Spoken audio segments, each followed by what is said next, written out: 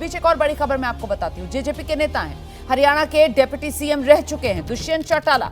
दुष्यंत चौटाला की पहली प्रतिक्रिया आने वाली है। दुष्यंत चौटाला कुछ ही देर में प्रेस कॉन्फ्रेंस करने वाले हैं। आज दुष्यंत चौटाला की पार्टी की तरफ से नव संकल्प रैली की जा रही है, जो पहले से ही तय थी हरियाणा के हिसार में, और उससे पहले दुष्यंत चौटाला की तरफ से एक प्रेस कॉन्फ्रेंस भी की जा सकती है। देखिए, कई तरीके के सवालों में इस वक्त जेजेपी घिरी हुई नजर आ रही है। एक तरफ तो ये कहा जा रहा है कि जेजेपी का अस्तित्व ही खत्म होता हुआ नजर आ रहा है, जेजेपी में फूट और टूट नजर आ रही है, और वहीं दूसरी तरफ ये भी कहा जा रहा है कि कहीं ऐसा तो नहीं है कि मैच फिक्स है बीजेपी और दुष्यंत के बीच। इन तमाम सवालों को लेकर जो हरियाणा की सियासत है वो अब किस दिशा में आगे बढ़ेगी, इस पर भी बात करना जरूरी। ऐसे में सवाल ये कि नए चेहरों के साथ चुनाव, ओबीसी को साधने का ये दाव, जिस तरीके से नायब सिंह सैनी जो ओबीसी समाज से आते हैं, सैनी समाज ओबीसी समाज से जुड़ा हुआ समाज है, उनको सीएम की कुर्सी पर बिठाना, ये जो समीकरण है ओबीसी वाला पिछड़ा, उसको साधने की यहाँ कवायद बड़ी कोशिश है। और जो प्रधानमंत्री लगातार खासतौर से Bharatiya Janata party OBC vote को लेकर पूरे देश भर में भी जिस तरह से काम कर रही है, उसमें एक और ओबीसी चीफ मिनिस्टर आपको दे दिया गया और 30% वोट है, कम भी वोट नहीं है।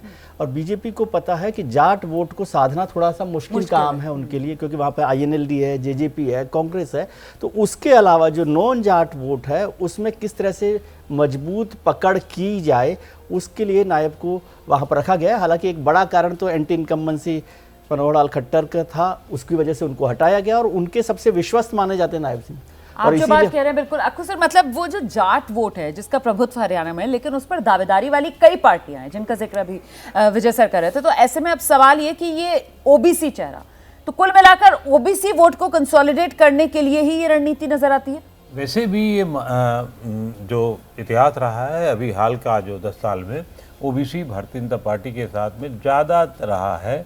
ऐसा नहीं कि कांग्रेस के पास बिल्कुल नहीं रहा है या चौटाला की पार्टी के साथ बिल्कुल नहीं रहा है, लेकिन धीरे धीरे करके बीजेपी ने उसे कंसोलिडेट किया है। और जैसा कि मैंने पहले भी कहा है कि वो नॉन जाट बना करके, और उसमें भी कुछ वर्ग ये माना जाता है कि इनके साथ हैं, तो ओबीसी को और कंसोलिडेट करने के लिए। और सबसे बड़ी बात है, जब प्रधानमंत्री देश की सभाओं में मंचों से कहेंगे कि हमारे साथ जो है वो 7 ओबीसी चीफ मिनिस्टर हैं, तो वो एक बहुत बड़ा बयान होता है। वो नंबर बढ़ा करके, वो जो विपक्ष की पूरी जुगत थी ना कि किसी तरीके से मंडल वर्सेस का मंडल 2.0 इस बार 2024 चुनाव में उसे धार दे दी जाए, उसको तो पूरी तरीके से विपक्ष के हथियार को कौन दी यहाँ पर, बिल्कुल बीजेपी जो है वो अपनी रणनीति के साथ करती हुई नजर आ रही है। इस बीच आपको सीधे लेकर चलते हैं हिसार, जहां पर जेजेपी की बड़ी रैली होनी है। वहीं से हमारे सहयोगी दिव्यांकर इस वक्त हमारे साथ मौजूद हैं। जरा जानते हैं दिव्यांकर से किस तरीके की भीड़ यहाँ पर देख रहे हैं, और आपके पीछे जो मंच सजा हुआ है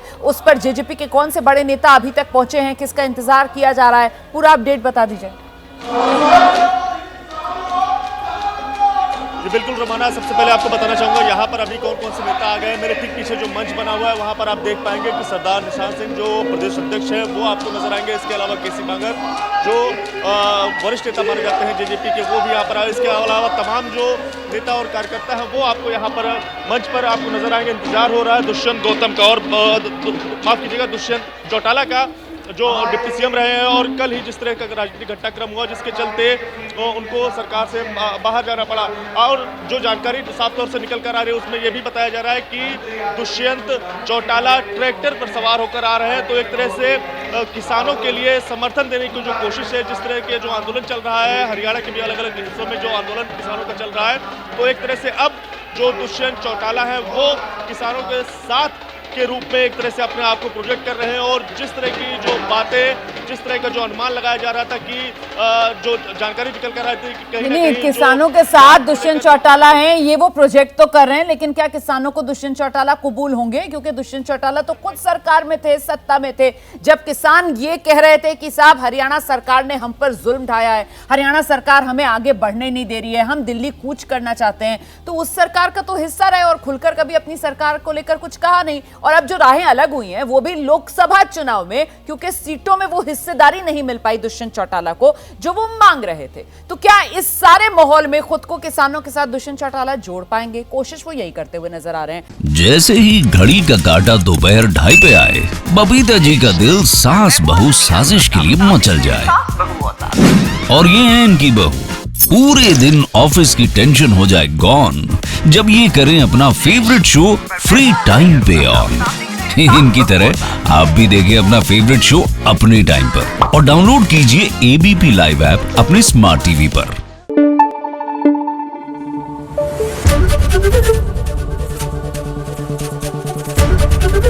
एबीपी न्यूज आपको रखे आगे।